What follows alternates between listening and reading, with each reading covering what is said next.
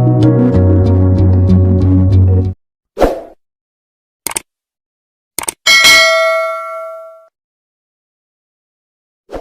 Guys, இன்னைக்கு cyclic group பற்றி பார்க்க போகிறோம். என்னதுப்பா? Cyclic group. இப்போ அதுக்கான டெஃபினேஷன் பார்த்துருவோம். டெஃபினேஷன் என்ன சொல்லுது? A group G is set to be cyclic. ஒரு குரூப் ஜியை எப்போ நம்ம சைக்கிளிக்னு சொல்லலாம்னா, if there exist an element. என்னப்பா? ஒரு குரூப்லேருந்து ஒரு எலமெண்ட் எடுக்கிறோம். ஓகேங்க, எலமெண்ட் எடுக்கிறோம். அந்த element such that every element of G can be expressed as a power of A.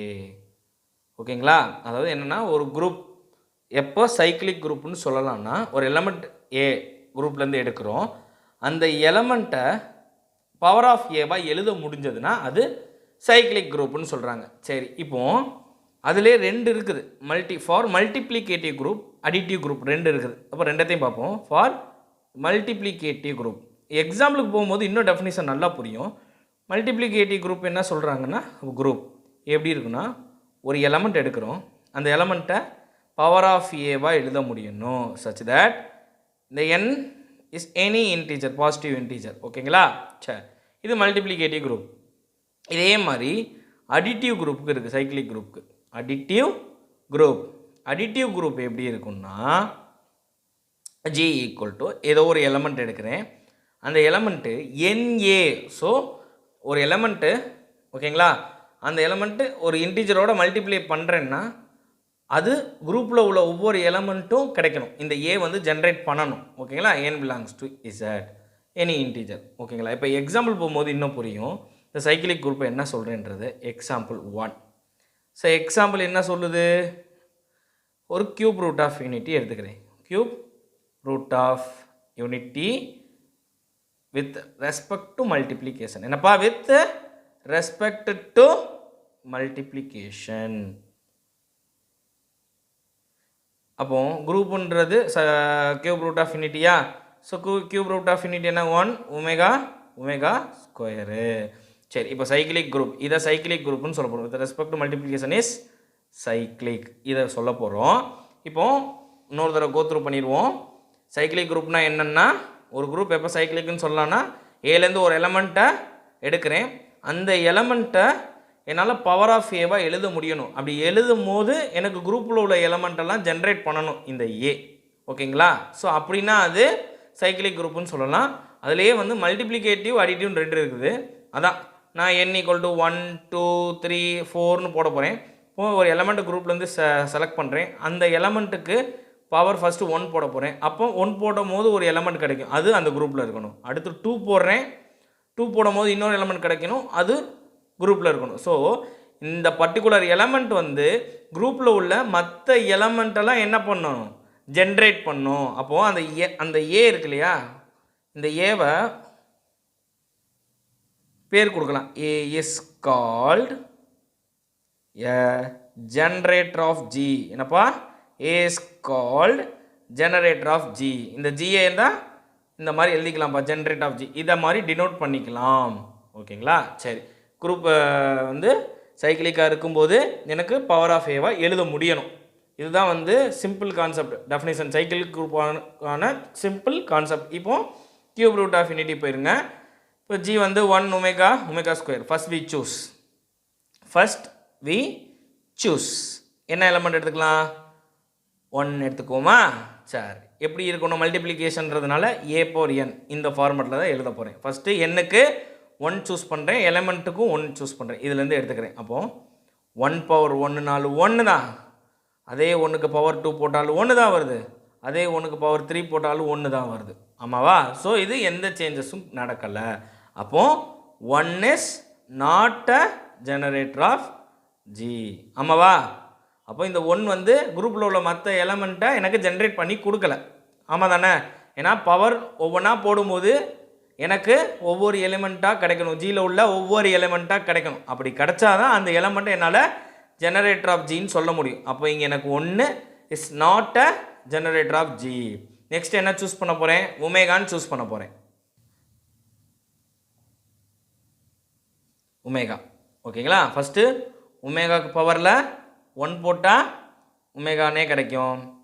ஒமேகாவுக்கு பவரில் 2 போட்டால் ஒமேகா ஸ்கொயர் தான். ஒமேகாவுக்கு பவரில் 3 போட்டால் ஒமேகா கியூபோட வேல்யூ 1 தான். அப்போ குரூப்பில் உள்ள எல்லா எலமெண்ட்டும் ஜென்ரேட் பண்ணி கொடுத்துருச்சு. எது? ஒமேகா. அப்போது omega is a generator of G. என்னால் எழுத முடியும் தானே? ஆமாம் தானே? So next we choose omega square. இப்போ இதுக்கு ஒவ்வொரு எலிமெண்ட்டாக a பவர் n கான்செப்டில் தானே இருக்கணும். அப்போது ஒமேகா ஸ்கொயருக்கு பவரில் 1 போட்டால் ஒமேகா ஸ்கொயர்னே கிடைக்கிது. ஒமேகா ஸ்கொயருக்கு பவரில் 2 போட்டால் ஒமேகா பவர் 2 2 சார் 4. இந்த ஒமேகா பவர் 4 எப்படி எழுதிக்கலாம்? ஒமேகா கியூப் இன்ட்டு ஒமேகான்னு எழுதிக்கலாமா? ஒமேகா கியூபோட வேல்யூ 1 இன்ட்டு ஒமேகா ஒமேகா. சரி ஓகே. அடுத்து ஒமேகா ஸ்கொயருக்கு பவரில் 3 போடணும். அப்போது 3 2 சார் 6. ஆமாம் தானே? Omega power 6 omega cube into omega கியூப்னு எழுதிக்கலாம். ஒமேகா கியூபோட வேல்யூ 1 இன்ட்டு 1 1. அப்போ குரூப்பில் உள்ள எலிமெண்ட்டை இந்த ஒமேகா ஸ்கொயரு ஜென்ரேட் பண்ணி கொடுத்துருச்சு. அப்போது என்ன சொல்லிக்கலாம்? therefore omega square is a generator. ஆமாம் தானே? Is a generator of G. அப்போது ஒரு குரூப்பில் ஒரு ஜென்ரேட்டர் இருந்தாலே சைக்கிளிக் குரூப்னு சொல்லிக்கலாம். எனக்கு ஒமேகான்னு ஒரு ஜென்ரேட்டர் வந்துருச்சு, ஒமேகா ஸ்கொயர்னு ஒரு ஜென்ரேட்டர் வந்துருச்சு. therefore cube root of unity அந்த குரூப் வந்து இஸ் அ சைக்கிளிக் குரூப்பு. புரிஞ்சிருக்கும்னு நினைக்கிறேன். ஓகேங்களா? ஸோ ஒரு எலமெண்ட்டை குரூப்லேருந்து எடுக்கிறோம். அந்த எலமெண்ட்டுக்கு நான் பவரில் இன்டீஜர் சப்ஸ்டியூட் பண்ண குரூப்பில் உள்ள மற்ற எலமெண்ட்டை ஜென்ரேட் பண்ணிக்கிட்டே இருக்கணும். அப்படி ஜென்ரேட் பண்ணிக்கிட்டே இருந்த எலமெண்ட்டு தான் இஸ் அ ஜென்ரேட்டர் ஆஃப் ஜின்னு சொல்லிக்கலாம். Otherwise it is not a generator of G. ஓகேங்களா? இன்னொரு எக்ஸாம்பிள் பார்த்துருவோமா? இன்னும் கொஞ்சம் உங்களுக்கு தெளிவாக புரியும். 4th ரூட் ஆஃப் யூனிட்டி பார்ப்போம். இப்போ கியூப் ரூட்டாக பார்த்தோம் இல்லையா? சரி, 4th ரூட் ஆஃப் யூனிட்டி பார்த்துருவோமா? Example 2. Example 2.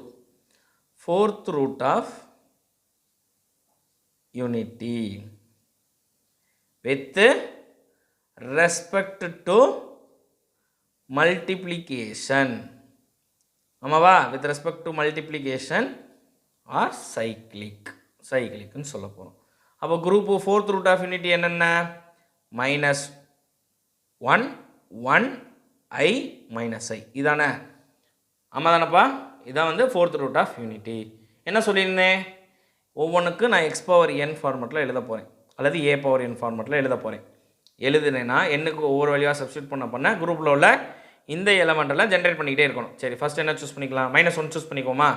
So we choose -1. So -1 அந்த எலமெண்ட்டுக்கு பவரில் n இன்டீஜர் 1 போடுறேன். அப்போ கிடைக்கக்கூடியது -1னே கிடைக்கிது. சரி, ஒரு எலமெண்ட் வந்துருச்சு. -1க்கு பதிலாக அடுத்த இன்டீஜர் 2 போட போகிறேன். +1 வந்துருச்சு, அதுவும் கிடச்சிருச்சு. அடுத்து -1க்கு பவரில் 3 போட போகிறேன். ஸோ -1 ரிப்பீட் ஆகுது பார்த்தீங்களா? அப்படி ஆகக்கூடாதுல்ல. -1க்கு பதிலாக 4 போட்டால் +1. ஸோ அப்போ எனக்கு என்ன கிடைக்கிது? -1 1 -1 1 இந்த மாதிரி ரிப்பீட்டாக கிடைக்கிது. ஸோ இது வந்து குரூப்பில் உள்ள மற்ற எலமெண்ட்டை எனக்கு ஜென்ரேட் பண்ணி கொடுக்கல. அப்போ -1 இஸ் நாட் அ ஜெனரேட்டர். ஆமாவா? Is not a generator of G. புரிஞ்சுன்னு நினைக்கிறேன். நெக்ஸ்ட் 1 சூஸ் பண்ணி பார்ப்போமா? 1க்கு பவரில் 1 போட்டாலும் 1 தான் வருது. 1 ஸ்கொயர்னாலும் 1 தான், 1 கியூப்னாலும் 1 தான், 1 பவரில் 4நாலும் 1 தான். ஸோ ஒரு எலமெண்ட் தான் ரிப்பீட் ஆகுது. அப்போது இந்த எலமெண்ட் 1 குரூப்பில் உள்ள மற்ற எலமெண்ட்டை ஜென்ரேட் பண்ணல. அப்போது 1 இஸ் நாட் அ ஜெனரேட்டர். ஆமாவா? சரி, நெக்ஸ்ட் எலமெண்ட் என்ன இருக்குது? ஐ இருக்குதா? ஸோ வி சூஸ் ஐ. சரி, இப்போது ஐக்கு பவரில் 1 போடுறேன். அப்போது ஐனே கிடைக்கிது. ஆமாம் தானே? ஐக்கு பவரில் 2 போடுறேன். ஐ ஸ்கொயர் இஸ் -1. 2 எலிமெண்ட் கிடச்சிருச்சு. இப்போது ஐக்கு பவரில் கியூப் போடுறேன். அப்போது -i. வர்ற 3 எலிமெண்ட் கிடச்சிருச்சு. அடுத்து ஐக்கு பவரில் 4. ஐ பவர் 4 இஸ் 1. அப்போ குரூப்பில் உள்ள மற்ற எலிமெண்டெல்லாம் இந்த ஐ ஜென்ரேட் பண்ணி கொடுத்ததுனால ஐ இஸ் அ ஜெனரேட்டர். எதோட ஜெனரேட்டரு? ஜியோட ஜென்ரேட்டரு.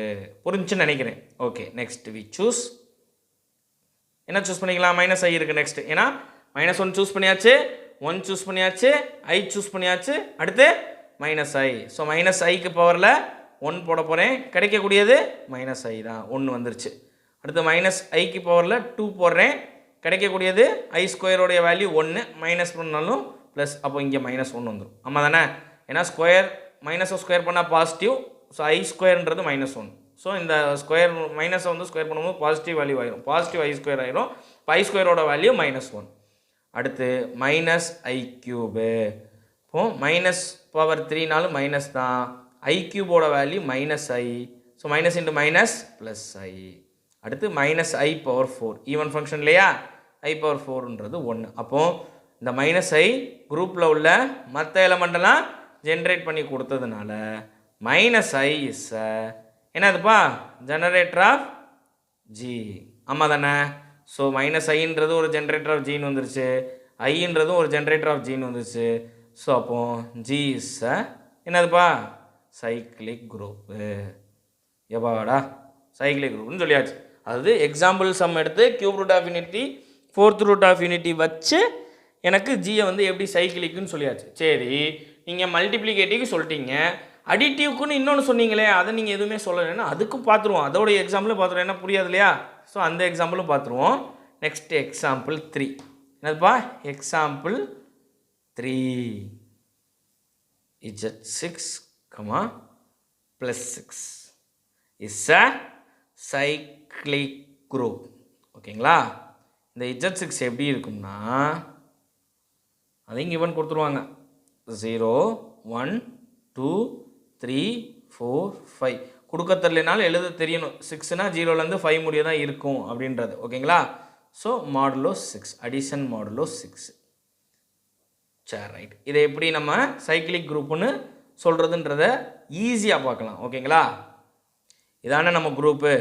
சரி, நம்ம குரூப்பு இப்போ ஒன்றும் இல்லைப்பா, இதை ஒவ்வொன்றா எடுத்து பண்ணுறது ரைட்டு. ஃபஸ்ட்டு ஷார்ட்டஸ்ட் வேல சொல்லி கொடுக்குறேன், ட்ரிக்கு சொல்கிறேன். அதுக்கப்புறம் நம்ம ஒவ்வொன்றா எலாபரேட் பண்ணி போடுவோம். இப்போது இந்த 6 இருக்கு இல்லையா, என்ன மாடலில் கொடுத்துருக்காங்களோ அந்த எலமெண்ட்டோட எந்த எலமெண்ட்டெல்லாம் ரிலேட்டிவ் ப்ரைமாக வருதோ அந்த பர்டிகுலர் எலமெண்ட்டு குரூப்பில் உள்ள மற்ற எலமெண்ட்டெல்லாம் ஜென்ரேட் பண்ணி விடும். இதான் இப்போ ட்ரிக்கு. இப்போ பாருங்களேன், ஃபஸ்ட்டு 6,0ன்றது நமக்கு ரிலேட்டிவ் ப்ரைம் கிடையாது. ரிலேட்டிவ் ப்ரைம்னா ஒன்றும் இல்லை, ஜிசிடி 1 இருக்கணும். ரிலேட்டிவ் ப்ரைம்னா என்னன்னா ஜிசிடி ஆஃப் 2 நம்பர்ஸ் வந்து 1. இதான் ரிலேட்டிவ் ப்ரைம். ஓகே, இப்போது 6,1 6 and 1 எடுக்கிறேன்னா, ஸோ ஜிசிடி ஆஃப் 6,1ன்றது 1. அப்போ இந்த இந்த 1 இருக்கு இல்லையா, அந்த 1ன்ற எலமெண்ட் தான் எனக்கு generator. So 1 is a generator of G. அப்படி சொல்லிக்கலாம்ப்பா, சிம்பிளாக சொல்லிக்கலாம். ஓகேங்களா? சரி, நெக்ஸ்ட்டு பாருங்கள். 6க்கும் 2க்கும் காமன் எலமெண்ட் இருக்குது, ரிலேட்டிவ் ப்ரைமாக வராது.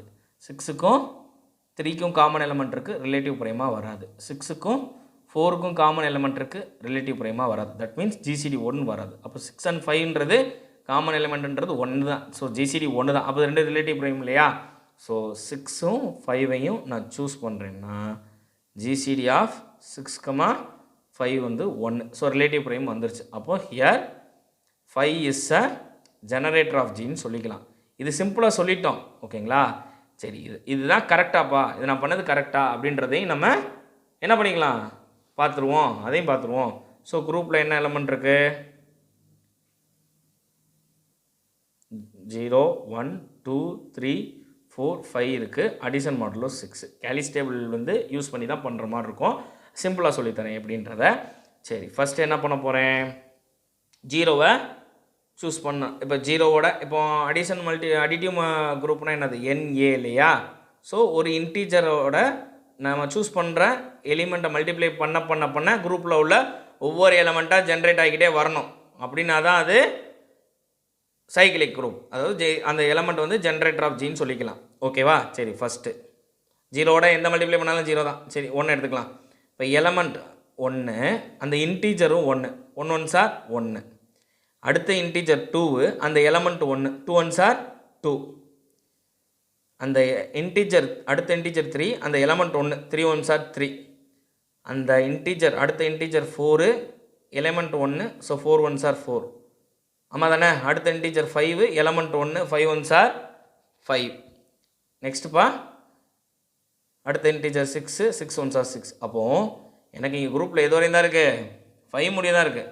அப்போ என்ன பண்ணணும்னா 5க்கு மேலே போச்சுன்னா அந்த அடிஷன் மாடலில் என்ன இருக்குது? 6 இருக்கு இல்லையா? அந்த எலமெண்ட்டை வச்சு இந்த எலமெண்ட்டால் டிவைட் பண்ணி ரிமைண்டர் என்னவோ அதுதானே பண்ணணும். அப்போ 6னா 6/6ன்ற போது ரிமைண்டரு 0. அப்போது இந்த 1 குரூப்பில் உள்ள எல்லா எலமெண்ட்டையும் ஜென்ரேட் பண்ணி விட்டதுனால therefore 1 is a generator of Gன்னு சொல்லிக்கலாம். புரியும் நினைக்கிறேன். ரொம்ப ஈஸியாக இருக்கு இல்லையா? சரி, நெக்ஸ்ட்டு பாருங்களேன். நெக்ஸ்ட் என்னன்னு பாருங்கள். இப்போது அடுத்த எலமெண்ட் 2 இருக்கா? இந்த 2வை எடுப்போம், சூஸ் பண்ணுவோம். ஸோ NA ஃபார்மெட்டுக்கு எழுத போகிறேன். எப்படி எழுத போகிறேன்? இன்டீஜர் 1 சூஸ் பண்ண எலமெண்ட்டு 2, ஆமாவா? Equal to 2. சரி, ஓகே, ஒரு எலமெண்ட் கிடச்சிருச்சு. அடுத்த இன்டீஜர் 2 சூஸ் பண்ண எலமெண்ட்டு 2, 2 2s are 4, சூப்பர், இன்னொரு எலமெண்ட் கிடச்சிருச்சு. அடுத்த எலமெண்ட் 3, இன்னொரு எலமெண்ட்டு 2, அதாவது அதே எலமெண்ட் 2, 3 2s are 6, அப்போ ரிமைண்டரு 0. சரி, ஓகே. நெக்ஸ்ட் என்னப்பா? அடுத்த இன்டீஜர் 4 நம்ம சூஸ் பண்ண எலமெண்ட்டு 2வா? 4 2s are 8, அப்போ 6க்கு மேலே போயிடுச்சு. தட் மீன்ஸ் 5க்கு மேலே போயிடுச்சு. அப்போ 6ஆல் டிவைட் பண்ணிட்டேன்னா 4 2s are 8ஆ? 6ஆல் டிவைட் பண்ணிட்டேன்னா ரிமைண்டரு 2. ஓகே. அடுத்த இன்டீஜர் 5 சூஸ் பண்ண எலமெண்ட்டு 2, 5 2s are 10, 5க்கு மேலே போயிடுச்சு. அப்போ டிவைட் பண்ணால் எஸ் 4. அடுத்த எலமெண்ட்டு 6 சூஸ் பண்ண எலமெண்ட்டு 2, 2 6 are 2, 12, ஸோ ரிமைண்டரு 0. அப்போது எனக்கு வந்து இந்த 2ன்ற எலமெண்ட்டு குரூப்பில் உள்ள மற்ற எலமெண்ட்டை எனக்கு என்ன பண்ணலை? ஜென்ரேட் பண்ணி கொடுக்கல. அதனால் 2 is not a generator. புரிஞ்சா? எப்படி கண்டுபிடிக்கிறதுன்னு புரிஞ்சா? சரி, இப்போ இதே மாதிரி நீங்கள் என்ன பண்ணுறீங்க? என்ன பண்ணணும்? 3க்கு கண்டுபிடிச்சி பாருங்கள், 4க்கு கண்டுபிடிச்சி பாருங்கள். இப்போ நான் 5க்கு கண்டுபிடிக்கிறேன் பாருங்களேன். we choose 5ன்ற எலமெண்ட்டை சூஸ் பண்ணுறேன். அப்போது இன்டீஜர் 1 சூஸ் பண்ண element 5, 5 1s are 5, okay. Integer 2, next integer 2 choose பண்ண எலமெண்ட்டு 5, 5 2s are 10, 5க்கு மேலே போயிடுச்சு. அப்போ 6ஆல் டிவைட் பண்ண ரிமைண்டரு 4. அப்புறம் அடுத்த இன்டீஜர் 3 சூஸ் பண்ண எலமெண்ட்டு 5, ஸோ 15 போயிடுச்சு. அப்போ 6ஆல் டிவைட் பண்ணால் 12, ரிமைண்டரு 3 ஆகிரும், ஆமாவா? சரி, ரைட்டு. அடுத்த எலமெண்ட்டு 4, தட் மீன்ஸ் அடுத்த இன்டீஜர் 4 சூஸ் பண்ண எலமெண்ட் 5, 5 4s are 20, 6ஆல் டிவைட் பண்ணால் ரிமைண்டரு 2. நெக்ஸ்ட் எலமெண்ட்டு 5, அதே எலமெண்ட் தான். இன்டீஜர் வந்து 5, 5 5s are 25, 6 4s are 24, reminder 1. சரி, நெக்ஸ்ட் இன்டீஜர் 6 சூஸ் பண்ண எலமெண்ட் 5, 30 வந்துருச்சு. 6 5s are 30, ரிமைண்டரு 0. அதாவது மல்டிப்ளை பண்ணும்போது 5 தாண்டி போயிடுச்சுன்னா அந்த அடிஷன் மாடலில் 6ஆல் டிவைட் பண்ணி ரிமைண்டர் வேல்யூவை தான் இங்கே போடணும். அப்போ இந்த 5 என்ன பண்ணிருச்சு? ஒவ்வொரு எலமெண்ட்டையும் எனக்கு ஜென்ரேட் பண்ணி கொடுத்துருச்சு. அப்போ therefore 5 is a generator of G. ஆமாம் தானே? 5ன்ற எலமெண்ட்டு குரூப்பில் உள்ள மற்ற எலமெண்டெல்லாம் ஜென்ரேட்டர் பண்ணி கொடுத்துருச்சு. ஓகேங்களா? So 5 is a generator of G. இதில் ஒரு ரிசல்ட் இருக்குப்பா, ரொம்ப ஈஸியான ரிசல்ட். என்ன ரிசல்ட்டுனா ஆர்டர் ஆஃப் குரூப்பும் என்னதுப்பா? ஆர்டர் ஆஃப் குரூப்பும் ஆர்டர் ஆஃப் ஜெனரேட்டரும் ஈக்குவலாம்ப்பா. எப்படிப்பா? ஒன்றும் இல்லை, ஆர்டர் ஆஃப் குரூப் இருக்கு இல்லையா? ஆர்டர் ஆஃப் குரூப்பில் வந்து இப்போ நம்ம என்னென்ன எடுத்தோம்? இப்போ இங்கேயே பார்த்தோம் இல்லையா ப்ரீவியஸாக? என்னென்ன 0 1 2 3 4 5 எடுத்தோமா? இப்போ குரூப்போட ஆர்டர் என்னப்பா? 1 2 3 4 5 6. அப்போ குரூப்போட ஆர்டர் வந்து 6 வருது. சரி, வச்சுக்கோங்க. இப்போது நம்ம இந்த NAன்னு எழுதணும் இல்லையா? இங்கே NA மல்டிப்ளை பண்ணும்போது எங்கே 0 வந்துச்சோ, ஓகேங்களா, அப்போ இதோட ஆர்டர் என்னென்னா என்ன? அப்போ எங்கே 0 வருது? ஏன் 0 சொன்னேன்னா ஐடென்டிட்டி வரணும், ஓகேங்களா? இது ஐடென்டிட்டியாக இருக்கணும். இந்த பக்கம் வர்றது மல்டிப்ளை கிட்டே போடும்போது A/n வந்து ஈயா வரணும், ஐடென்டிட்டியாக கிடைக்கணும். அப்போ இங்கே அடிட்டிவ் ஐடென்டிட்டி 0 எங்கே வருது? இங்கே. அப்போ இதோட ஆர்டர் வந்து 6, ஆமாவா? ஆர்டர் ஆஃப் ஜென்ரேட்டரும் ஆர்டர் ஆஃப் குரூப்பும் ஈக்குவலாக வந்துருச்சு. ஆர்டர் ஆஃப் குரூப்பும் ஆர்டர் ஆஃப் ஜென்ரேட்டர் அந்த எலிமெண்ட் இருக்கு இல்லையா? அந்த எலிமெண்ட் வந்து என்னவா இருக்கலாம்?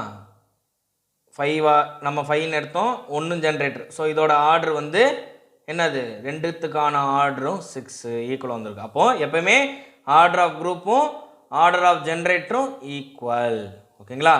ஒரு ரிசல்ட் பார்க்க போகிறோம். என்ன ரிசல்ட் அப்படின்னா, every finite group G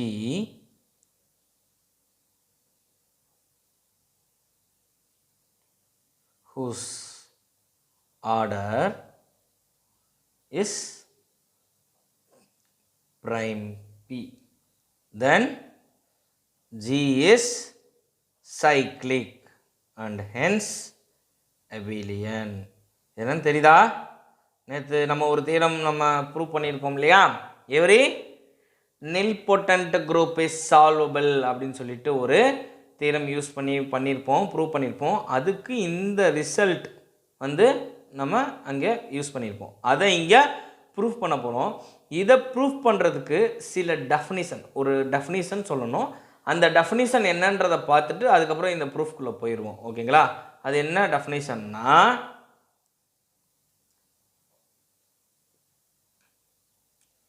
trivial and non-trivial groups. ஓகேங்களா? non-trivial subgroups அப்படின்னா என்னன்னு ஃபஸ்ட்டு பார்த்துருவோம். ஓகே, இப்போ for any group G, so ஏதோ ஒரு குரூப் எடுத்துக்கிறேன். அந்த குரூப்பில் ஜியும் ஐடென்டிட்டியும் மட்டுமே சப்குரூப்பாக இருக்குதுன்னு வச்சுக்கோங்களேன். ஆர் கால்ட் சப்குரூப் ஆஃப் ஜின்னு வச்சுக்கோங்களேன். இது ரெண்டுமே மட்டும்தான் இதோடைய சப்குரூப்னா, which is called, then J is called என்னதுப்பா? trivial subgroup. புரியும் நினைக்கிறேன். ஒரு குரூப்புக்கு அந்த குரூப்பும் ஐடென்டிட்டியும் மட்டும்தான் சப்குரூப்பாக இருக்குது அப்படின்னா அந்த குரூப்பை ட்ரிவியல் சப்குரூப்னு சொல்லிக்கலாம். ஸோ மற்ற எல்லா குரூப்பும் ஆல் அதர் சப்குரூப்ஸ் ஆர் என்னதுப்பா? நான் ட்ரிவியல் சப்குரூப். ஓகேங்களா? குரூப்பும் ஐடென்டிட்டியும் மட்டும் சப்குரூப்பாக இருந்தால் தான் அந்த ஜியை ட்ரிவியல் சப்குரூப்னு சொல்ல முடியும். மற்றெல்லாம் non trivial subgroup. So all other subgroup are non trivial subgroup. இப்போ தியரம் போயிடலாம். Every finite group G, so ஒரு குரூப் எடுத்துக்கிறேன். அதுக்கான ஆர்டர் பிரைமாக இருக்கும் பட்சத்தில் அந்த குரூப்பு சைக்கிளிக்காக இருக்கும். அப்படி இருந்துச்சுன்னா அது அபிலியனாக இருக்கும். இப்போ இதைத்தான் என்ன பண்ண போகிறோம்? ப்ரூஃப் பண்ண போகிறோம். ரொம்ப சிம்பிள். அதுக்கு தான் இப்போ ப்ரீவியஸாக ட்ரிவியல் அண்ட் நான் ட்ரிவியல் சப் குரூப்னா என்னன்னு பார்த்தோம். ஓகேங்களா? ஸோ இப்போ இதுக்கு ப்ரூஃப்குள்ளே போயிடுவோம். ப்ரூஃப் என்ன ப்ரூஃப்? இப்போ சரி, ஃபஸ்ட்டு டு ப்ரூவ் என்ன பண்ண போகிறோம்? ஜிக்கு ட்ரிவியல் சப் குரூப் தான் இருக்குதுன்னு சொல்ல போகிறோம். G has only trivial sub group. ஓகேங்களா? ட்ரிவியல்னால் நான் குரூப் ஐடென்டிட்டியும் மட்டும்தான், அதுக்கு ஐடென்டிட்டியை மட்டும்தான் சப் குரூப்பாக இருக்க முடியும். ஆமாவா? Trivial sub group. சரி, அடுத்து ஆர்டர் ஆஃப் ஜி என்னன்னு நம்ம முன்னாடி சொல்லியாச்சு, ப்ரைம் ஆர்டர்னு சொல்லிட்டோம் இல்லையா? இப்போ ஆர்டர் ஆஃப் ஜி வந்து ப்ரைம் பின்னு சொல்லியாச்சு. இந்த பி வந்து என்னது? P is a prime.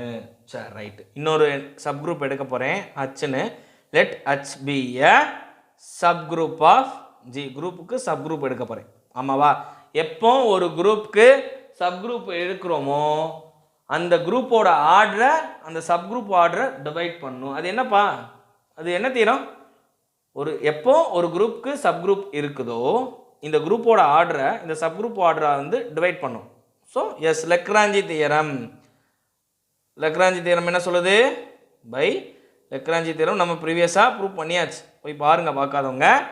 Order of H divides order of G. எனக்கு ஆர்டர் ஆஃப் ஜி தான் என்னது? ப்ரைம்.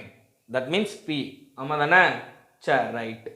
இப்போ என்ன பண்ண போகிறோம்? அப்போ இந்த சப்குரூப்போட ஆர்டர் எப்படி இருக்கும்? So factors of order of H எப்படி இருக்குன்னா, ஒன்றா இருக்கணும் அல்லது பியாக இருக்கணும். ஆமாவா? அப்படி தானே? ஏன்னா பி ப்ரைம்ன்றதுனால டிவைட் பண்ணக்கூடியது 1 இருக்கணும் அல்லது பியாக இருக்கணும். அப்போது ஆர்டர் ஆஃப் ஹச் வந்து ஒன்றா இருக்கணும் அல்லது ஆர்டர் ஆஃப் ஹச் வந்து பியாக இருக்கணும்.